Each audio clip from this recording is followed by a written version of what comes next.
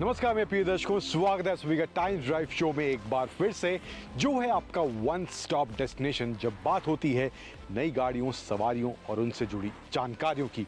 तो क्या खास है आज के इस टाइम ड्राइव शो में, आइए जानते हैं। टाइम ड्राइव शो में पहले आज बात करेंगे बजाज की बिगेस्ट पल्सर NS 400Z के डिटेल्ड राइड रिव्यू की, और उसके बाद जानेंगे 2024 मारुति सुजुकी स्विफ्ट का पूरा लेखा जोखा।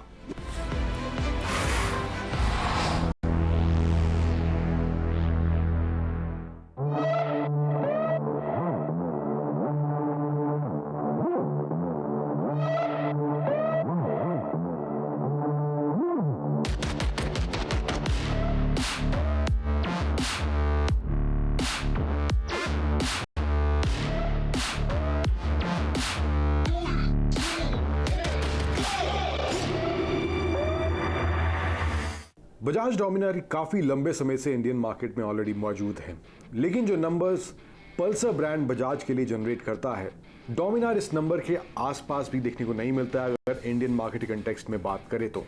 हालांकि बजाज को कुछ कोलैबोरेटिव सक्सेस मिली है इस सेगमेंट में, चाहे वो KTM के साथ हो या ट्रायम्फ के साथ। अभी हाल ही में जो उन्होंने 2 बाइक्स लॉन्च करी थी, वहां पर फिर भी इस सेगमेंट में थोड़ा सक्सेस उन्हें देखने को मिला है, लेकिन अपने ब्रांड के साथ इस सेगमेंट में वो सक्सेस अभी बजाज फिलहाल टेस्ट नहीं कर पाया है।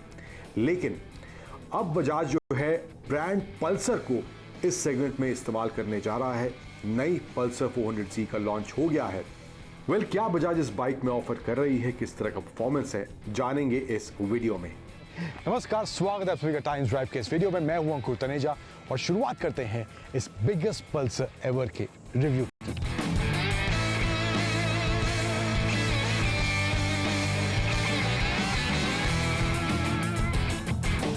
अब आप में से बहुत से लोग इसके डिज़ाइन फीचर्स के बारे में ऑलरेडी जान चुके होंगे। लॉन्च के दौरान बहुत से वीडियोस बने थे, वो वीडियोस टाइम्स ड्राइव के हैंडल पर ऑलरेडी मौजूद है। लेकिन इस वीडियो में फटाफट जिन लोगों ने अभी तक जानकारी ये नहीं हासिल की है, जिनको नहीं पता है, इसके डिज़ाइन और कुछ फीचर्स के बारे में बात कर लेते हैं। सबसे पहले फ्रंट एंड की बात करें तो यहाँ पे आपको वही NS वाला डिज़ाइन लैंग्वेज देखने को मिलेगा।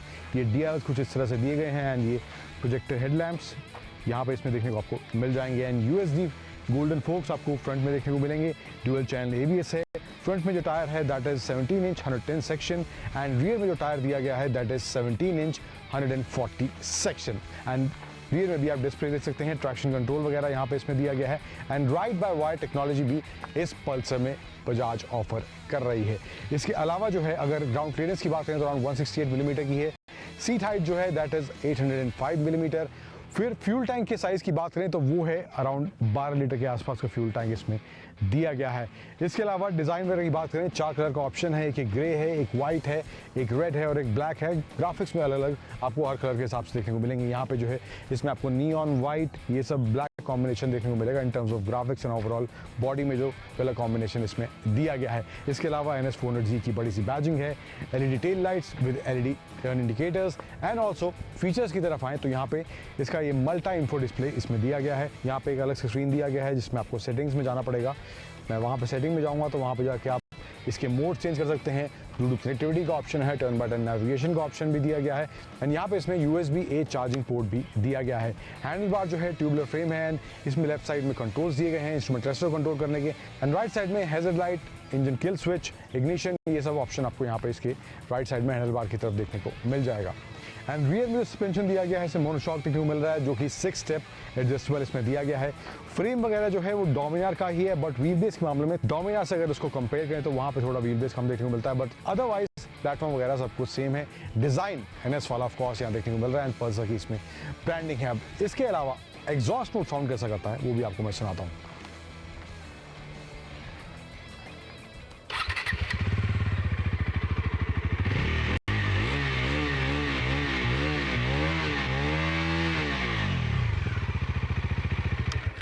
एंड इसके अलावा इंजन स्पेक्स की अगर बात करें तो इसमें जो इंजन दिया गया है 373cc का सेम डोमिनार वाला ही है। एंड पावर जनरेट करता है वो है around 39 bhp, and torque generate करता है 35 न्यूटन मीटर्स का, एंड 6 स्पीड का गियर बॉक्स इसमें दिया गया है। तो कहानी को आगे बढ़ाते हैं और किस तरह का परफॉर्मेंस इस बिगेस्ट पल्सर में देखने को मिल रहा है, किस तरह की ride, handling, braking, suspension setup combination किस तरह का है, सभी के बारे में बात करते हैं आगे इस वीडियो में।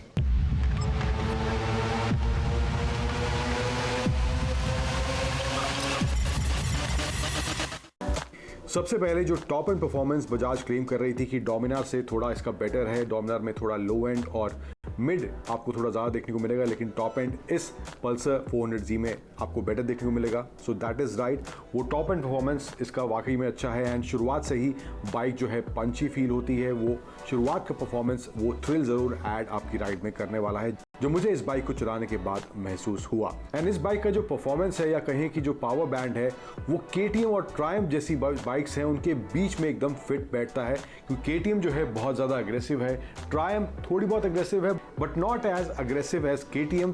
एंड ये जो बजाज की 400Z है और इसका 400cc का जो इंजन है, ये इन दोनों ब्रांड की बाइक्स के बीच में बैठता है, तो परफॉर्मेंस इन दोनों के बीच का आप कह सकते हैं इस बजाज की पल्सर 400Z में देखने को मिलता है। इसके साथ साथ इंजन जो है रिफाइंड फील होता है। जब आपको वो पंच चाहिए, वो आपको एक्साइटमेंट चाहिए, परफॉर्मेंस चाहिए, तो वहां पर ये इंजन वो डिलीवर करता हुआ दिखाई देता है। इसको मैंने ट्रैक और रियल वर्ल्ड कंडीशंस दोनों में एक्सपीरियंस किया है। 4 इसमें राइडिंग मोड्स दिए गए हैं, road, sport, rain end of road. 2 modes में मैंने ज़्यादातर इसको चलाया, रोड और स्पोर्ट में। थोड़ा बहुत ऑफ रोड में चलाया। हालांकि बजाज का कहना है कि इसका जो ऑफ रोड मोड है वो प्रॉपर एडवेंचर बाइक वाला ऑफ रोड मोड नहीं है, लेकिन थोड़ा बहुत आप इसको यूज़ कर सकते हैं। बट यूजुअली जैसे कि जिन बाइक्स में ऑफ रोड मोड आता है वहाँ पे आपको रियर ABS ऑफ करने का ऑप्शन होता है, लेकिन यहाँ पल्सर में वैसा कुछ नहीं है। वहाँ पर ब्रेकिंग फिर भी इन्वॉल्व रहेगी, तो वो प्रॉपर ऑफ रोड मोड नहीं है, बट थोड़ा बहुत ऑफ रोड वाला फील देने के लिए बजाज ने ये मोड इसमें दिया है। लेकिन रोड और स्पोर्ट में जो मैंने इसको टेस्ट किया तो परफॉर्मेंस दोनों ही मोड में जब मैं स्विच कर रहा था, दोनों में अंतर फील हो रहा था। रोड में थोड़ा आपको सिटी के हिसाब से परफॉर्मेंस रहेगा, थोड़ा ही वहाँ पे परफॉर्मेंस अच्छा है, लेकिन उतना अग्रेसिव नहीं है जो आपको स्पोर्ट में देखने को मिलेगा। तो वहाँ पर थोड़ा एक्स्ट्रा परफॉर्मेंस आपको स्पोर्ट मोड में इस पल्सर 400Z में देखने को जरूर मिलने वाला है। हैंडलिंग की बात करूँ, राइडर पोजीशन की बात करूँ, तो वहाँ पर ही मामला मुझे सॉलिड फील होता है। कोई दिक्कत मुझे इन टर्म्स ऑफ हैंडलिंग नहीं हुई। काफ़ी इजी टू मैन्यूवर है, बाइक जो है लाइट वेट चलाने के बाद महसूस होती है, तो वहाँ पर मैन्यूवरिंग को लेकर भी एंड राइडर पोजीशन को लेकर भी कोई दिक्कत मुझे इस पल्सर में देखने को नहीं मिली है। जिस एरिया में मुझे ये बाइक डिसअपॉइंटिंग लगी है, मुझे लगता है जहाँ पर इस बाइक में इंप्रूवमेंट की गुंजाइश बिल्कुल है, वो है इसका ब्रेकिंग डिपार्टमेंट। अब इसमें हालांकि traction control, dual channel ABS जैसे फीचर्स दिए गए हैं, लेकिन जो राइडर को ब्रेकिंग से कॉन्फिडेंस चाहिए होता है, जो बाइट चाहिए होती है, तो मुझे लगता है स्पेशली हाई स्पीड्स में जो अच्छी बाइट की रिक्वायरमेंट होती है, तो वहाँ पर मुझे लगता है वो वाला एरिया, वो वाला एस्पेक्ट इसकी ब्रेकिंग में अभी फिलहाल मिसिंग है। हालांकि बजाज ने एक्सेप्ट किया है कि इसके ब्रेकिंग की जो पैड्स हैं वो थोड़ा सा कॉस्ट फ्रेंडली रखे हैं ताकि बाइक का बजट थोड़ा ज़्यादा ना जाए, लेकिन बजाज को ये सजेशन भी दिया गया कि अगर इसमें बेटर पैड्स लगाना चाहे कस्टमर तो उसके लिए ऑप्शन होना चाहिए। लेकिन फिलहाल मुझे लगता है जिस तरह की ब्रेक्स अभी इसमें प्रोवाइड करी गई हैं वहाँ पर इंप्रूवमेंट की गुंजाइश ज़रूर है। इसके अलावा सीट का जो कुशनिंग है वो भी अच्छा है, तो कंफर्टेबल राइड की अगर बात करें तो वहाँ पर कोई शिकायत मुझे इस बजाज पल्सर 400Z में देखने को नहीं मिली है, तो वो एरिया भी मुझे यहाँ पर सॉर्टेड इसका महसूस होता है। अब अंत में अगर बात करें जो कुछ USPs हैं इस पल्सर 400Z की, सबसे पहला है परफॉर्मेंस इसका अच्छा है। उसके बाद जो है इसका USP है, जो कि मुझे लगता है सबसे बड़ा USP है, वो है इसका price 1,85,000 ex showroom for a 400cc। Yes, that's the price of this 400Z। और ये प्राइस जो है मुझे लगता है बहुत कस्टमर्स को इसकी तरफ खींच कर लेके आएगा। तो ये चीज़ें हैं जो मुझे लगता है इसके फेवर में काम करती हुई दिखाई देती हैं। एंड ओवरऑल जो परफॉर्मेंस जैसे कि मैंने बताया काफ़ी अच्छा है। इंजन जो है रिफाइंड फील होता है। फीचर्स के हिसाब से भी कोई कमी बजाज ने इस बाइक में नहीं छोड़ी है। ओवरऑल जो इंस्ट्रूमेंट क्लस्टर है उसकी विजिबिलिटी काफ़ी अच्छी है, तो वहाँ पर भी मुझे कोई शिकायत महसूस नहीं हुई। काफ़ी तेज़ धूप में मैं इस बाइक को चला रहा था और वहाँ पर भी इसका जो इंस्ट्रूमेंट क्लस्टर है क्लियरली विजिबल था, तो वो भी अच्छा मुझे एस्पेक्ट इस बाइक में देखने को मिला है। थोड़ा बहुत वाइब्रेशन मुझे इसके सीट में, राइडर सीट में महसूस हुआ एंड थोड़ा बहुत ही माइन्यूट एक आध एरियाज़ में मुझे थोड़ा बहुत फिट एंड फिनिश का दिक्कत मुझे लगा। तो कुछ एरियाज ऐसे हैं जहाँ पर मुझे लगता है इंप्रूवमेंट की जा सकती है, कोई बहुत मेजर इशू नहीं है। लेकिन अगर वहाँ पर इंप्रूवमेंट हो जाती है तो मुझे लगता है बजाज की ये Pulsar 400Z, the biggest Pulsar ever जो बजाज इसे कह रही है, ये एक और बेहतर पैकेज जरूर बन सकती है। तो मुझे लगता है अगर आप इस सेगमेंट में कोई कॉस्ट फ्रेंडली या कहीं की बजट फ्रेंडली बाइक तलाश कर रहे थे, तो उन मायनों के हिसाब से बजाज की ये पल्सर 400Z एक अच्छी और परफॉर्मेंस ओरिएंटेड बाइक आपके लिए जरूर बन सकती है। टाइम्स ड्राइव शो में वक्त हो चला एक छोटे से ब्रेक का, लेकिन आप कहीं मत जाइएगा क्योंकि ब्रेक के उस पार एक और नई कहानी, एक और नई सवारी आपका इंतजार कर रही है। मिलते हैं ब्रेक के उस पार।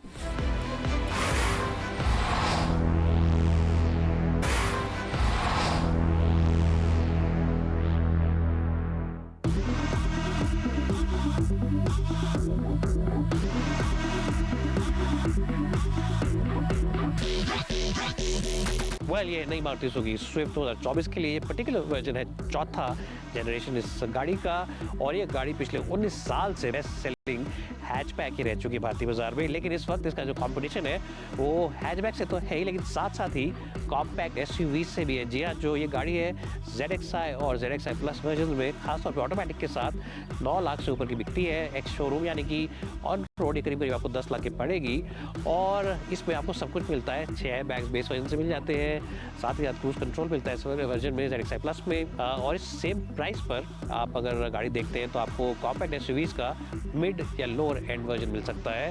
तो बड़ा सवाल ये है कि आपको पूरी सामान के साथ, पूरे फीचर्स के साथ एक हैचबैक लेनी चाहिए, या फिर आपको ट्रेंड फॉलो करना चाहिए, भेड़ चाल फॉलो करना चाहिए और आपको लेनी चाहिए कॉम्पैक्ट एसयूवीज। बड़े सवाल का जवाब मैं आपको दूंगा इस वीडियो के एंड में। लेकिन इस वीडियो को हम स्टार्ट करेंगे ड्राइविंग से, क्योंकि जो नयापन है इस गाड़ी में वो इंजन में ही है। जो इंजन है इसका 1.2 3 सिलेंडर का हो गया, पहले 4 सिलेंडर आता था। 1.2 Z सीरीज इंजन है ये, के सीरीज को हटा दिया है, और ये इंजन अब आगे चल के नए मॉडल्स में, नई रेंज में आएगा मारुति सुजुकी गाड़ियों की। तो इस गाड़ी को हम चलाएंगे पहले, और उसके बाद आपको इंटीरियर दिखाएंगे। बाहर से अगर हम बात करते हैं इस गाड़ी के लुक्स की, तो वही पहले ऐसे लुक्स है। चेंजेस तो है लेकिन बहुत ही सटल चेंजेस है।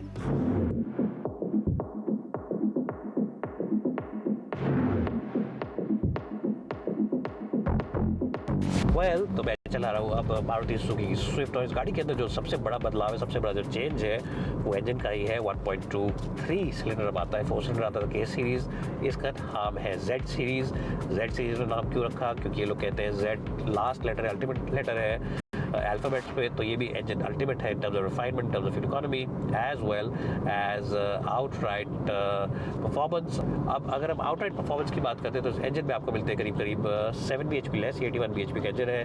पहले वाला 88 bhp का आता था, और इसमें आपको मिलता है 112 न्यूटन मीटर ऑफ टॉर्क, तो वो भी थोड़ा कम है पिछले वाले वर्जन से।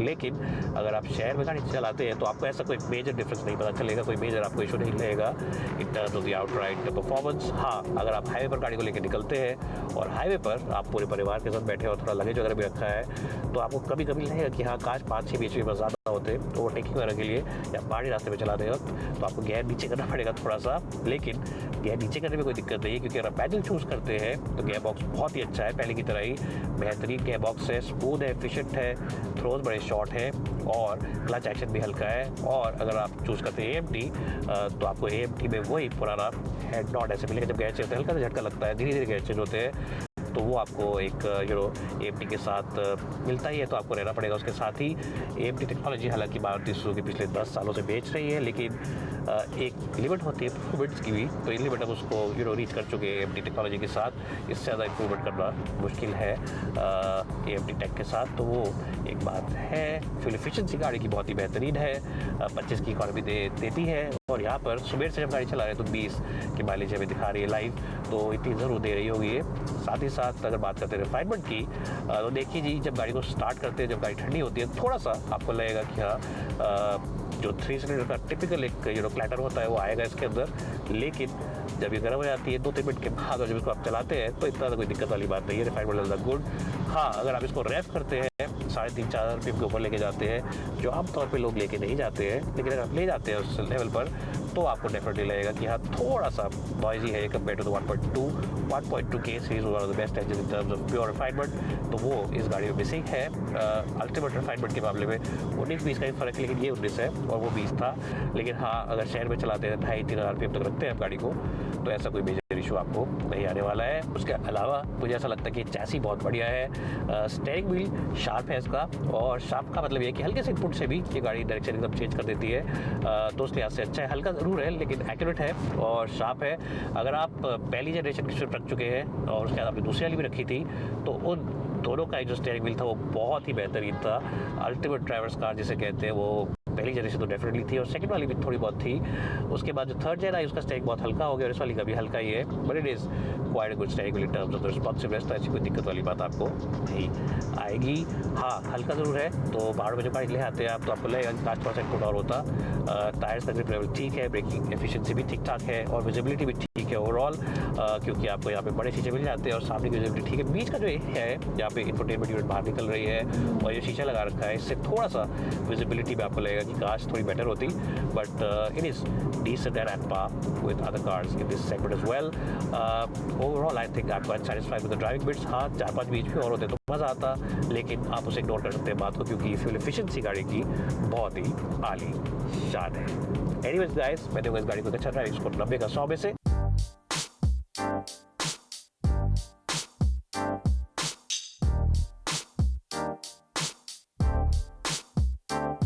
इस गाड़ी के अंदर जैसे आप बैठेंगे तो आपको थोड़ी थोड़ी याद आएगी ब्रेजा की, क्योंकि डायल्स काफ़ी सिमिलर हैं। थोड़ी सी याद आएगी आपको बलेनो की, कि वाला पार्ट सिमिलर है, और ये देख के भी आपको याद आएगी बलेनो वगैरह की। तो कहने का मतलब कि मारुति सुजुकी ने एक जो डिज़ाइन है वो अपनी सारी गाड़ियों के साथ ही फैमिली ऑफ कार्स के हिसाब से ही रखा है। ऐसा नहीं कि बहुत ही ज़्यादा चेंज कर दिया है इंटीरियर्स के डिज़ाइन को। पहले जो हुडेड डायल आते थे मुझे पर्सनली ज़्यादा अच्छे लगते थे, अभी बड़ा फ्लैट डिज़ाइन है, लेकिन जो बीच में डिजिटल आता है डायल या फिर डिजिटल जो आता है वहाँ पे गेज, उसके अंदर बहुत सा इन्फॉर्मेशन है। यहाँ पे आपको मिल जाता है average fuel, distance to empty, torque, और साथ ही ब्रेकिंग वगैरह, एक्सेलरेशन वगैरह कितनी इस टाइम पे गाड़ी आपको यूज़ कर रही है, क्या मिल रहा है आपको यहाँ पे फ्यूल एफिशिएंसी। तो सारी चीज़, बहुत सारी इन्फॉर्मेशन है, बोर कहीं भी नहीं हो सकते इस गाड़ी के बीचों बीच बैठ के। दूसरी अच्छी चीज़ ये है कि बेस वर्जन भी काफ़ी वेल किटेड आता है। 4 पावर विंडोज आपको मिलती हैं बेस वर्जन में, ऑटोमेटिक क्लाइमेट कंट्रोल आपको मिल जाता है, और 6 एयर बैग्स का ऑप्शन आपको बेस वर्जन से मिल जाता है। जी हाँ, बेस वर्जन में भी जो एलेक्सा है उसमें भी ये सब चीज़ आपको मिल जाती है।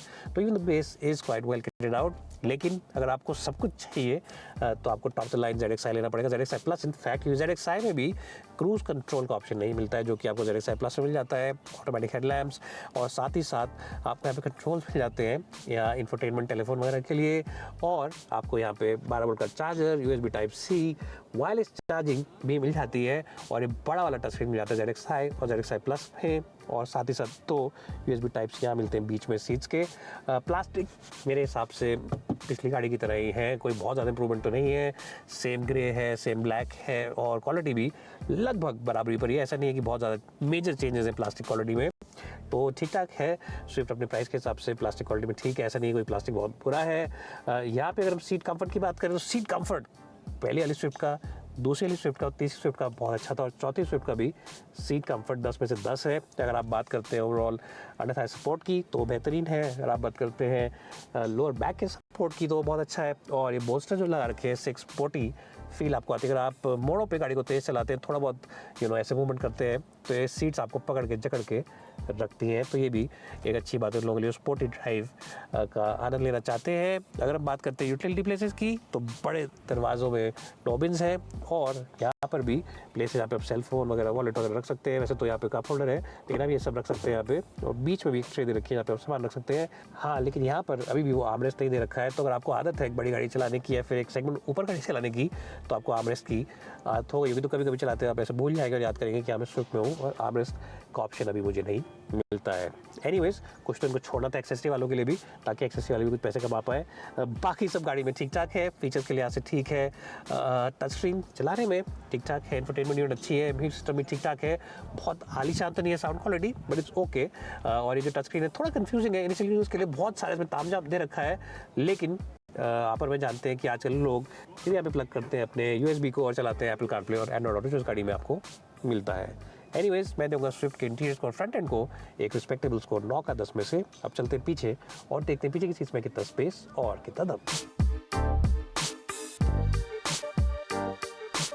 हाँ जी, तो मैं आ चुका हूँ पीछे की सीट्स पे। अब स्विफ्ट की नी रूम जैसा आप देख सकते हैं ठीक ठाक है, हेडरूम भी ठीक ठाक है।